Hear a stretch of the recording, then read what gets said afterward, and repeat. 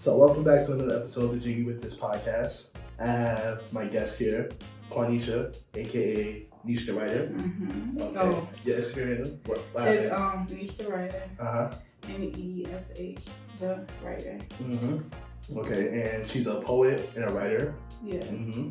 So you're like a modern day Angelo, pretty much. You want to say that? Yeah. I don't know if I would say that. Okay, so that's good. That's a compliment. Mm-hmm. So your poetry. Mm-hmm. What made you start it?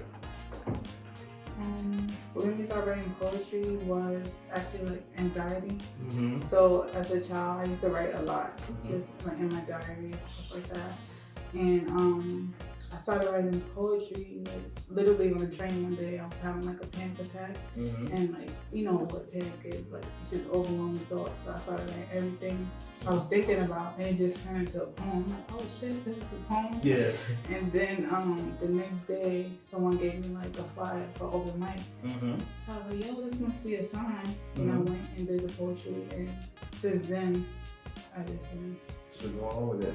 What age was that? Probably like 3 years ago. So Okay. about 23. Okay. So you kind of still do it in a way? Yeah. Okay. I prefer like doing it digitally, not in front of people. Yeah. Okay. So. Yeah, 'cause I sent you a few like spoken word things and everything, but you said you didn't want to, so I was like, oh, okay. Yeah, I was kind of shy. So. Okay, gotcha. So what does your poetry mostly touch on? Is like a certain focus, or it's kind of broad? I would say it has a focus. Okay. Usually, whatever is like overwhelming at the moment. So one of my poems is about the perspective of a mom who lost her son to police brutality. And that was just the climate at the time. Like, you know, kids were dying due to police officers. So I feel like that was kind of, you know, one topic. But then I have like other poems, like the one about my job being an abusive relationship. I feel like that's broad, like, because a lot of people could relate to that. I felt that, bro. Yeah, it's crazy the amount of people who felt that. And I was like, it's sad that we feel it. Yeah. I wish it wasn't like that. So. I mean, a lot of people are stuck in jobs where they feel like they're not really obligated to be there, but they have to be there just because of the situation they're in now. And pretty much they can't find the job that they really want. They just need some quick money and just to support their family. Well, some people like me, like I went to school for this, so, and that's what most of my experience is in. In the same way, like in a relationship, that person is that person you experience a lot with. So it's hard to walk away from all that experience you had. So, yeah. So, I was gonna ask you about the Sun piece. Because I see you seen the American Sun? The movie on Netflix? I didn't see it yet. So, a lot of stuff, how can I say, like, I'm so sensitive that I have to wait till, like, I feel like I'm in a good space to, like, look at things like this. Because it's really sad. But that's something I will watch, like, in the probably next 2 weeks. Yeah, because I was watching it. I wasn't prepared for how the movie was. I'm not going to tell you how it was, but... I already saw, like, you saw the snippets and everything? From the clips, like, it's really intense. In the same way with, what's that movie that was based on the Central Park? Oh, Central Park 5, This Is Us? I still didn't watch that yet. Still didn't watch that yet. Yeah, I didn't watch that either. I was like, I just be trying to, it's sad, but like, I be under the cover. Like, I can't watch all of this stuff too much. They said as black people, we should watch it. Yeah, to be conscious and everything. But it's like, as soon as you go outside, you're going to see something that's depressing. And then to watch it over and over on TV is like, when do you get a break?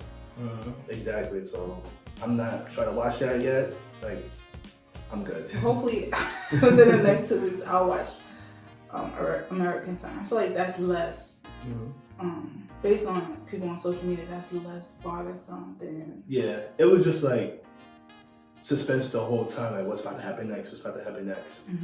So, did you cry?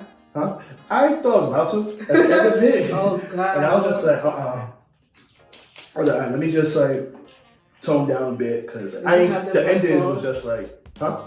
Did you have to press pause? Nah. Like, I seen it all the way through, but I was just like, shit. I kind of expected it to happen with the ending, but it was just like, it kind of just still hit me.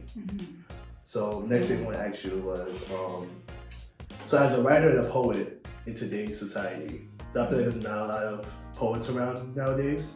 So how do you feel about being a poet today? I actually feel like it's a lot. Like, Really? The more I write and, well, because my Instagram is public, so I did a lot like of other writers that I watched, and I was like, I didn't know so many people were doing poetry at this time. So I feel like it's a space for us, and even people like her, like she's a singer, but they also have, you know, like poetic. Chance the Rapper started as like a poet, so yeah. Wale, people like Wale. that. I feel like poetry is just like rap, just a little less aggressive sometimes. Or like, I'm not really a poet like the daisies were out, like it was a bright day. Yeah. So I feel like it's like poetry and rap together. So would you be a rapper? I might. That's why I kind of. My name is like Nesh the Writer, just like the basis is writing, so I can be playwright, write stories, Ghostwriter, go essays, like just writing. So okay, that's cool then. Yeah. I think you should probably see where that lane goes. Ghostwriter? Yeah, that ghostwriting. Yeah, no. I thought about making like a ghostwriting company, like with people I know, because I know some people who do like battle rap, but they not discovered yet, but they're really good. They just, you know, didn't get their break yet. Like if they can ghostwrite for other people, we make money off that, and you know, without the actual fame, because I don't really want to be like famous. Like I want the money, you know, have different avenues to put my money in, but I don't really want like all the attention. Yeah. So I feel like ghostwriting is a way you can do that. That makes sense. Because you know, Party Next Door is a ghostwriter. I didn't know that. Yeah, he wrote work for Rihanna. He wrote a few Drake songs, and I think The Weeknd started off ghostwriting. He wrote a few songs for Drake. So. And Lil Yachty wrote the City Girl song. He did, which I found crazy. And I think Jeremiah wrote for Beyonce. And Drake wrote for Beyonce. I think not Beyonce. Yeah, for Beyonce, and he wrote for Alicia Keys. And didn't Migos write the Jay-Z and Beyonce song? Yeah. So. Ape Shit. Yep. That's one of my favorite songs. Yeah, like so I was like, maybe ghostwriting would be a good lane. I told a few people to look into it. If you really feel like you could write it, go for it. Yeah, I saw also, it was one girl, she's like still in college. And I forget who she wrote for, but like she, you know, she make a lot of money. She's like basically famous without being famous. Okay. Like social media famous kind of in a way? But not even, like most people don't know. But she still, like they give her the awards too. So she can have a Grammy and not be in the spotlight. Oh, okay, gotcha, yeah. So a lot of people I gotta get her like name. That. A lot of people like that. So how's your vacation? I see you wrote a poem about that too. My vacation was really good. Like I haven't been on a trip in maybe like 3 years. Wow. Yeah, like life was just trying to just find my way, you know. So I didn't feel like I kind of deserved the trip. But now I feel like, you know, it's time for me to put that money into it just to see another perspective. It was good just being in a good climate, being around mostly cool people. They tell you like when you travel, be extra cautious, but it's really here you have to be extra cautious because like nothing happened. Like I left my bag unattended for hours. Nothing happened. I'm like, yo, they probably gonna take my stuff. Nobody was thinking about that. Well, I would never leave my drink down, but don't do that. Yeah, but that's what's happening in even DR. then, like, I was meeting people. Like I met this person when I was doing an excursion, and we hung out for the rest of the trip. So yeah, it was just like I did everything that I wanted to do, and also made some decisions. So. Oh yeah, that's good then. So far from all the pieces you have written, what's your favorite piece? Favorite for what? Like poetry. The writing or the whole? Both. I think Sun is my favorite because of how much money I put into it, how much time I put into it, and the fact that I felt like it would spark the hearts of people, and I just like the video. It was like in an area where a key girlie had got shot by a police officer, so I feel like it was really deep. That's why I like that one the best. But I feel my most recent one about the abusive relationship. I really like that one. It's just very simple though, like as far as the video. So I have to go with Sun just because I put so much into it. But I really love abusive relationships. Okay. And so, as far as like your inspirations, like what's your favorite poets? Like who inspired you? It's funny, I don't really have a favorite poet. It's more rappers. Okay, so like rappers. I mean, like Chance, Meek Mill. I didn't say Meek Mill. I love Meek Mill. Of course, like Tupac back in the day. Nas. I used to listen to him in the shower. Like One Mic is one of my favorite songs. Yeah. I watch a lot of battle rap. So Chess, New Jersey Twerk. Who else? Sue Surf. I really love him. As far as poets, I guess you could say like Maya Angelou was one of the first poets I've heard. So I guess her. Langston Hughes. Yeah. My soul's going deep like the rivers. I like that.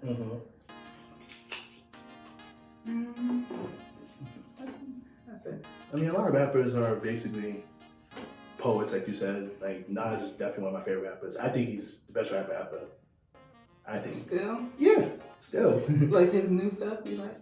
His new stuff is alright.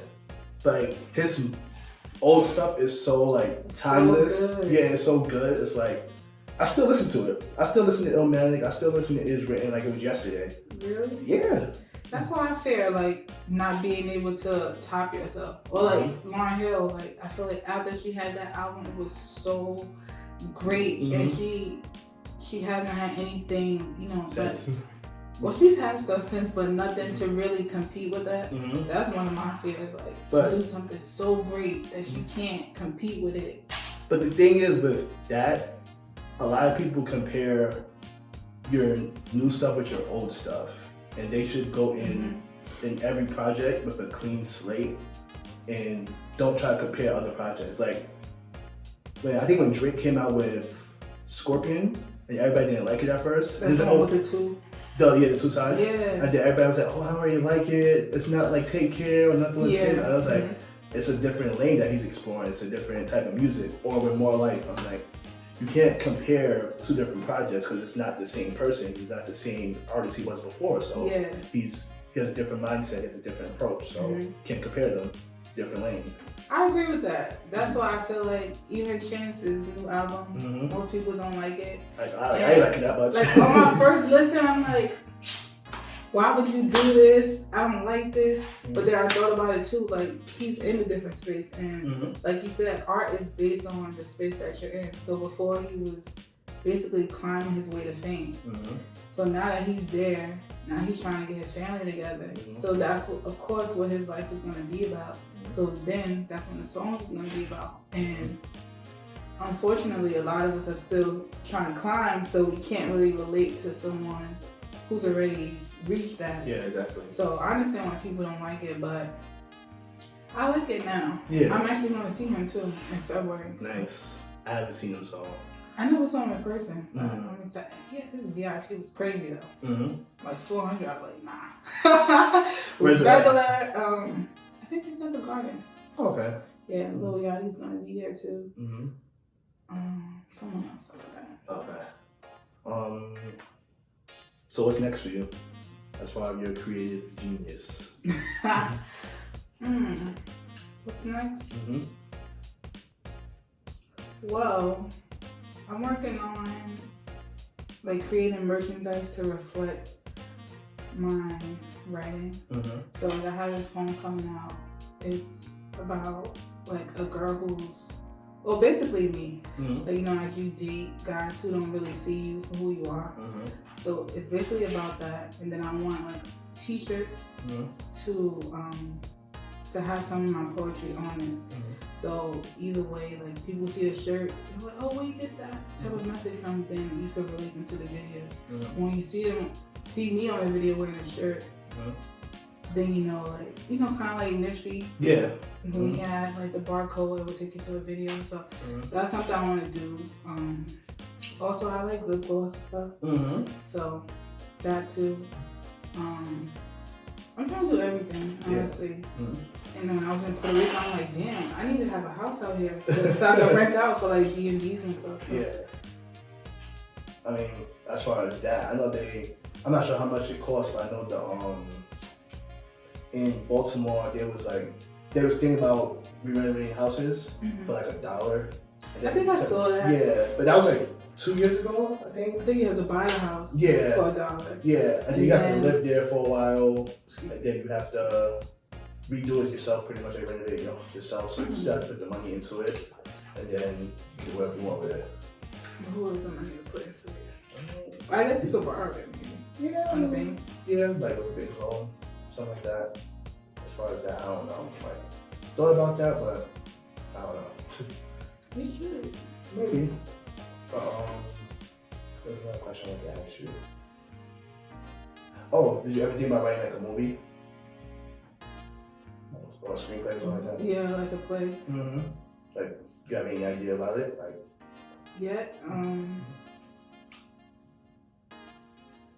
not really like a definite idea yet. But most likely something like with mental health and Black people, because obviously I still feel passionate about mental health because I went to school for psychology. Although I want to leave the field so bad. Why? Why? Yeah. Oh my God. Did you listen to the poem? I mean, yeah, but listen, you can make your own lane, create your own platform. Yeah. What you doing now? I would be more interested in that. Like, I feel that the social work field, based on the jobs I've had, like I've worked with children, I've worked with teenagers, now I'm working with formerly homeless men. And in all cases, it's people who are severely disadvantaged. And you have one goal for them. Like right now, it's to find housing. But there's 14 people on my caseload who have like different type of health issues. You have doctor's appointments. You have to keep on top of everything about their life, basically. And it's just too much. Yeah. Way too much. Yeah. Like to keep up with your life, then to keep up with their lives. And a lot of them like do drugs, like real drugs. So they come in office high, they don't take their psychotic medicine. Like it's not safe. And it's just too much work. So, you ever thought about getting a therapist, since you're kind of like a therapist? I've had a therapist. It's because I heard about this show, and it's about the couples therapy, I think the name of it is. And the couples go to a therapist, and they talk to the therapist and everything, but then they show the therapist side, where the therapist has to go to her own therapist to get through all the stuff that she gets through from her patients.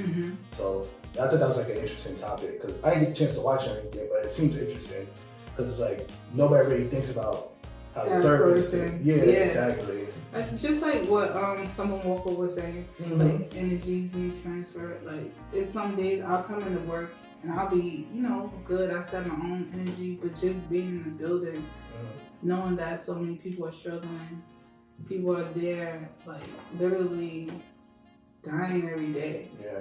Like it does weigh on you, and I think some of my writing is about that. Like sometimes I just going to just write, like not rhyming, just write exactly how I feel because that's my form of therapy. But I've had a therapist. She really helped me a lot as far as like my thinking. You know, sometimes you are very hard on yourself internally, and it's not good at all. So she helped me to like reconstruct my thinking, even when I'm in like a bind, how to get out of it instead of saying I'm in this bind, it's controlling me. Just find a way out. So therapy is good. It is. Have you seen The Joker? No. Oh, you should go see that. Is it on mental health too? Right? Yeah, it definitely touches on your feel. I might see it on like Showbox. Yeah, they probably do. Yeah, I'll probably look it up. It was really good. It was crazy. I think it was like the first rated R film to hit $1 billion. Yeah. Was that good? Yeah. Mm-hmm. I gotta look into it. Yeah, it was really good. So then, I want to thank you for being on my show, and I'm gonna send you more stuff about mental health and like open mics, stuff like that. Mm-hmm. And then hopefully we'll get like the snippet up soon so you can see something on camera. Mm-hmm. And thank you for being here. Thank you. And say your social media stuff too. I wrote something though. Oh, you did write something. Right. Middle class. Having both parents in my hood makes you an anomaly. We didn't own a house, but we always had a pot to pee. Mom on PA and dad employed by NYC. We went to the decent neighboring school, just couldn't escape the disparity. Me and Big Bro always had just enough, and it still never deemed us good enough. Never went hungry, but EBT couldn't keep us full enough. All my life I've been left out by teachers. I wasn't bad off or too good, just somewhere in the middle, and I guess it made it hard for them to reach us. I was in the middle like Malcolm. Was good in school, just knew success would be the outcome. A degree holder still feeling like a failure, how come? I'm in my roaring 20s, just trying to figure it out. On the road to success, and I feel like I'm stuck and forever en route. I want the money from my pen, but y'all can keep the clout. I feel like it's my job to show 80 average students that there's a way out. And it doesn't always end as a 9 to 5 and a 401k payout.